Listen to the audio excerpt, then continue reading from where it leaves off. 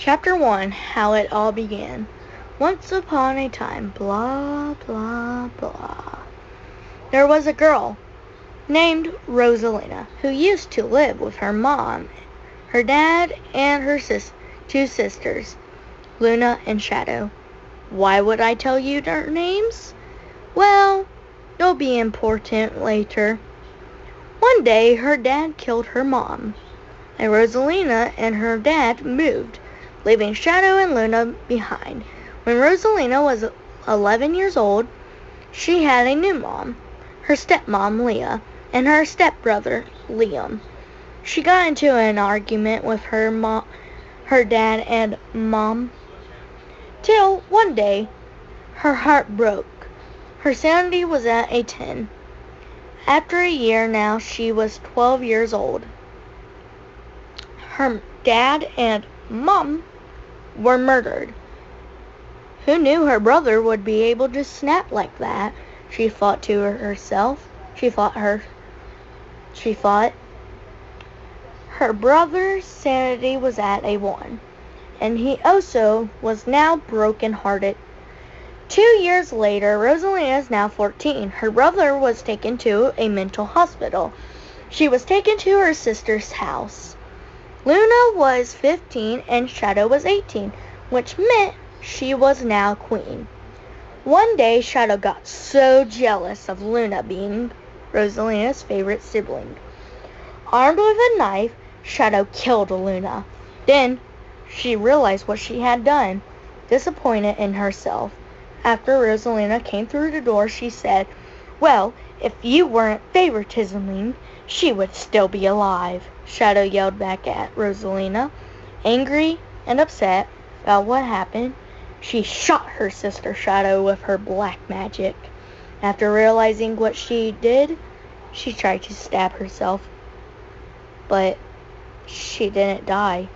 She did everything to end it all, but nothing worked until one day she drank poison, and then she died. But she didn't die. Right. From that either, she saw something move in the trees, or rather behind the trees. "Hello? Who's there? Show yourself," she screamed. Then, "Go to sleep," she heard. A voice behind her yelled as a knife went through her body. She turned around. "Idiot, I can't die, even though I wanna," she said, emotionless, broken-hearted, and finally broken. Lost all sanity. The boy then saw she had matches on one side of her pocket and gasoline in her hand. Did you burn down a house?" the boy asked, confused. "Just no," Rosalina said, scared that she might go to a mental hospital just like her brother did years ago. The boy looked at her. "Hey, don't look at me like I'm crazy." "I'm not crazy," Rosalina said scaredly.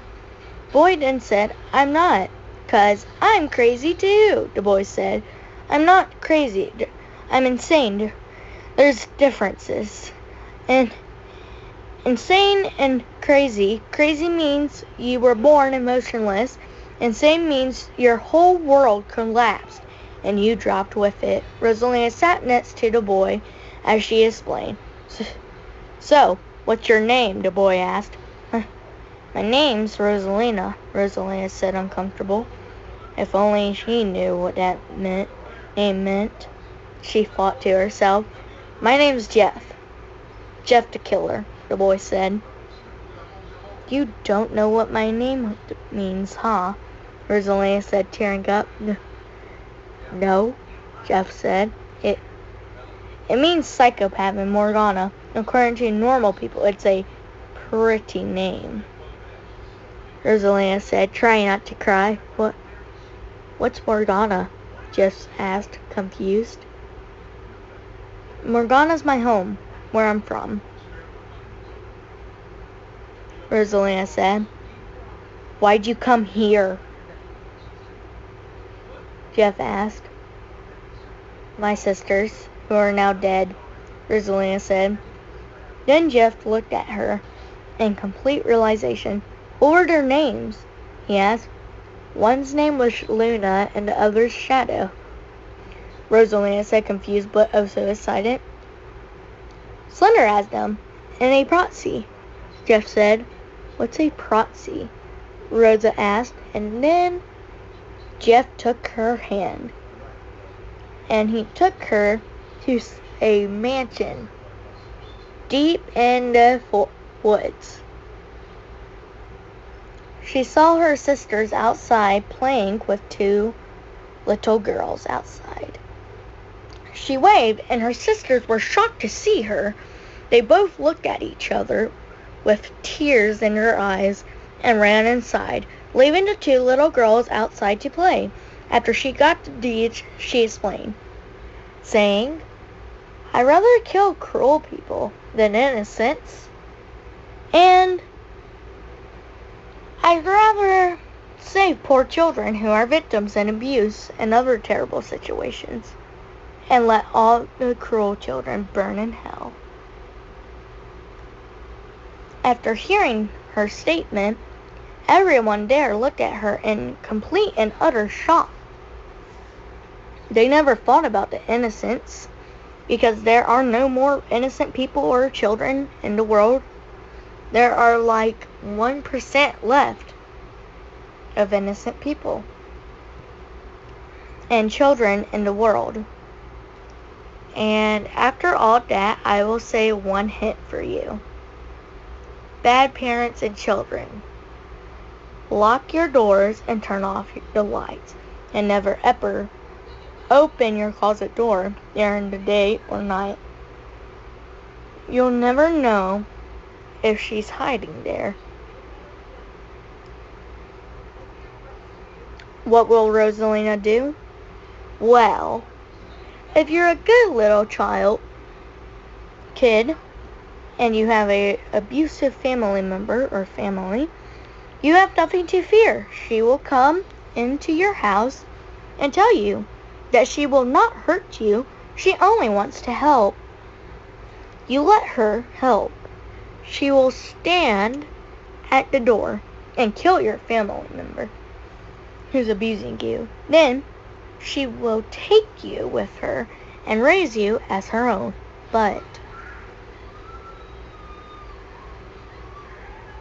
if you're a bad little child, I suggest turning off all the lights, lock your door, and never ever open your closet door. If you're a bad kid, and you do have something to fear, she will come to your house and she will pick you up. If you're just a bad kid and not your parents, then she will drop you off of a very tall building and watch you fall to your death. If you're a bad little kid and your parents are bad too, she will douse your house in gasoline, take a match, and burn your house to the ground. And as you're screaming, she will just watch you burn in hell. And that little girl is me. I'm the one. I'm Rosalina. I am the one hiding in your closet. And if you're a bad little kid, run. This is my only hint to you. Run.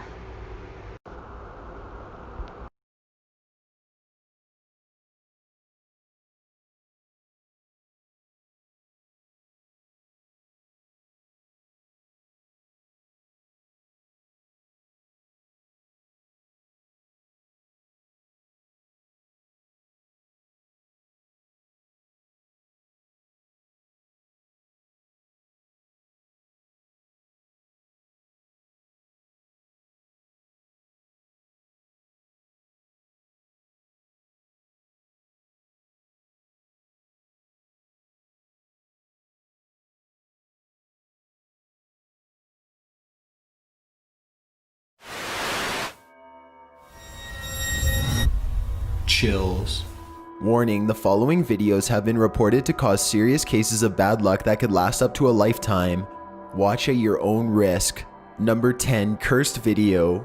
With such a generic title, this foreign YouTube video often gets buried in the search results. It's from a user named Chris Sadler. The opening screen has some sort of warning that's in a different language. The English translation underneath only says, "Don't open your eyes." Whoever created this video appears to be trying to make a last-minute warning to the audience not to watch this cursed footage, presumably out of concern for their safety. A skinny figure is walking in place while creepy noises play. Fade to black. Now we are looking through the eyes of some sort of stalker as he wanders around a house. We hear insane noises that are probably subliminal messages loaded with instructions of things that we would never want to intentionally do. It's almost as if we are in the mind of a mentally ill person ourselves. As we grab a doorway with one scaly hand, we can see that we are not in the body of a burglar, but of a monster instead. It soon becomes clear that we are wandering inside the house of a sleeping family while carrying a knife. An old-timey song starts to play. It's hard to make out what they are singing about, something about the boogeyman. We are presumably the boogeyman tonight, as the family is viciously slaughtered. The camera keeps returning on a piece of meat while strange noises and voices play together.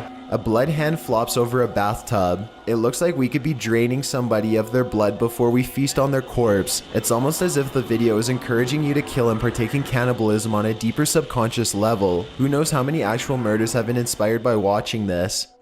Number 9. Cursed deep web video.